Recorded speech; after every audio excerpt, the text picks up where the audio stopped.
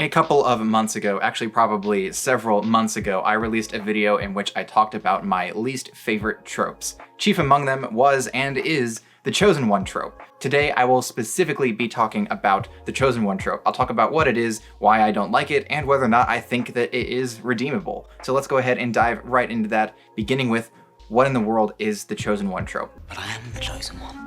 So the Chosen One trope is a common fantasy or science fiction trope in which one individual or even a few individuals are given the power to resolve the plot. They are the ones who are responsible for getting the plot of the story resolved, and they are the only ones who can do it. Now, they may have been divinely chosen, they may have been born with a certain ability that gives them this power. Whatever the case may be, they are the chosen one. They are the only individual who can bring the story to its conclusion. If they die or if they are lost, then the plot can't be truly resolved, or the antagonist wins, or whatever it is that the great consequence for losing the chosen one is. So that's what the Chosen One trope is in its most generic and basic form. There are obviously more complex ways that you can do the chosen one. There are plenty of examples too of stories where you don't know who the chosen one is, and so figuring out who that individual is part of the plot. There's all sorts of different ways that you can do that, but ultimately it all boils down to one individual, or maybe even a couple of individuals, are the only ones who are capable of bringing the story to an end. So what are the problems with the chosen one? Why is this a trope that I really don't like? Well, I have plenty of reasons available, but the one I'm really going to focus on right now is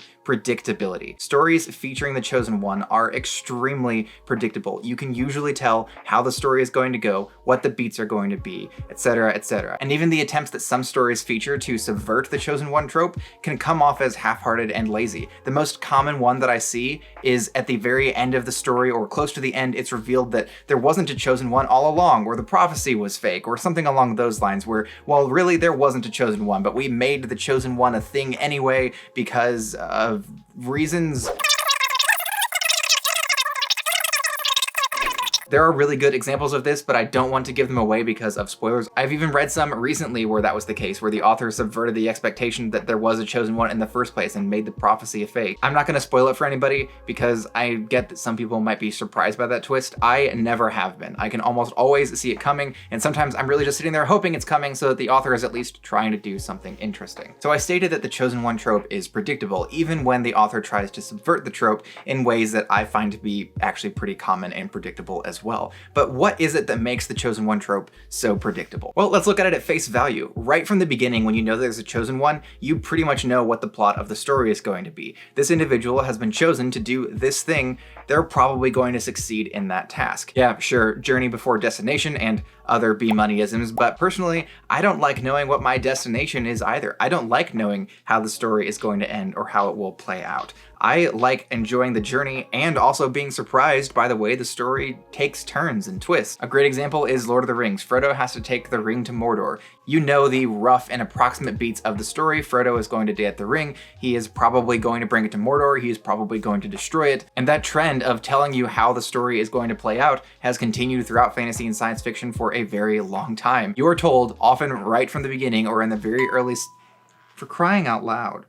You're told from the beginning what the story is going to be about. This is the chosen one. This is what the chosen one has chosen to do. They are almost definitely going to do this thing. Now, I am dead certain this does not apply in every case, which is something I will talk about in a moment, but I'm just saying, as a general rule, when you have a chosen one trope in your story, you are telling me very early on how the story is going to play out. And at that point, I'm not going to be very surprised unless you subvert my expectations in an expert way. And yeah, you can make the journey really interesting. Again, Lord of the Rings, a great example. The journey had all sorts of twists and turns, really interesting things, excellent philosophy. There's all sorts of really cool things in Lord of the Rings. I'm not trying to dog on it at all. It's also an older work, so it kind of gets away with having tropes like this more so than current works do. But as soon as you have the task the protagonist is given, you're pretty much guaranteed to know that you are going to watch the protagonist carry out that task, and then the story will be over. So I think the Chosen One trope is predictable. I'm really getting tired of it. I'm really tired of seeing it repeated in the exact same formulaic way in fantasy. But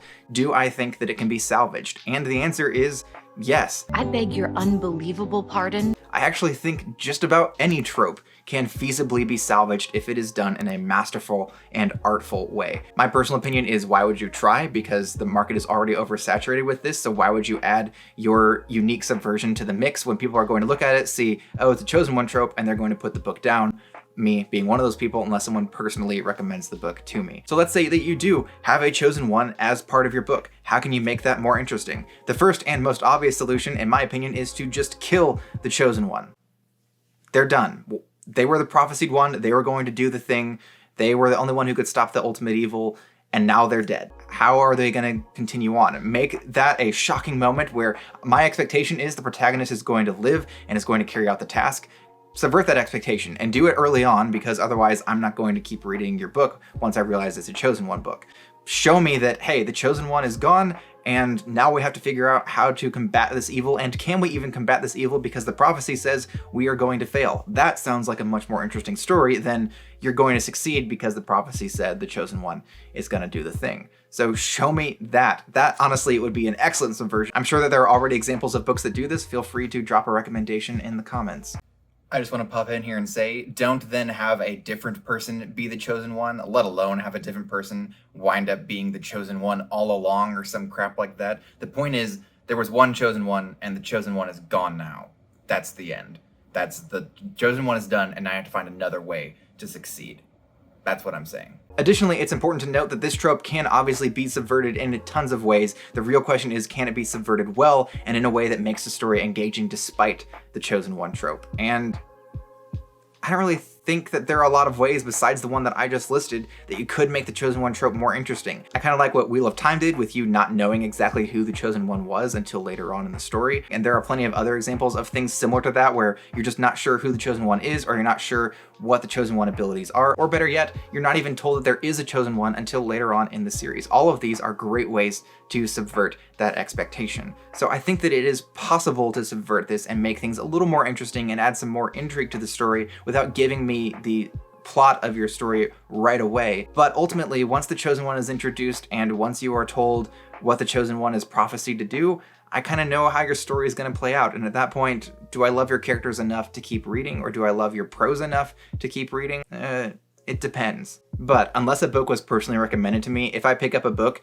and it has a chosen one trope in it, I'm extremely likely to just put that book back down. So I wouldn't even recommend trying to subvert the trope right now, because I know I'm not the only person who's tired of reading this. There are plenty of people who love it out there, but in my opinion, let it die for a couple of decades, just let it rest. I think that we've had enough for a while, and maybe it'll make a really cool comeback in 20 or 30 years, and there'll be a book that's all the rage, and the chosen one trope will be given new life and suddenly be interesting again. But yeah, that's one of my least favorite tropes. I might consider doing a deep dive into some other tropes that I really don't like. I don't know. I don't particularly love doing super negative videos, but this is the one that I decided to do today. So let me know what you think of the chosen one trope, or what your least favorite trope is, what books you think actually managed to do it successfully and in an interesting way that subverts expectations in shocking manners, as opposed to ones that I definitely saw coming from the very beginning. And if you haven't already, please like, comment, subscribe, all of the YouTube stuff that helps me to grow this channel. I really appreciate all of those things. They greatly help me out. Thank you so much for taking the time to check out this video. If you would like to see another one from me, you can do so by clicking up here. And until next time, bye.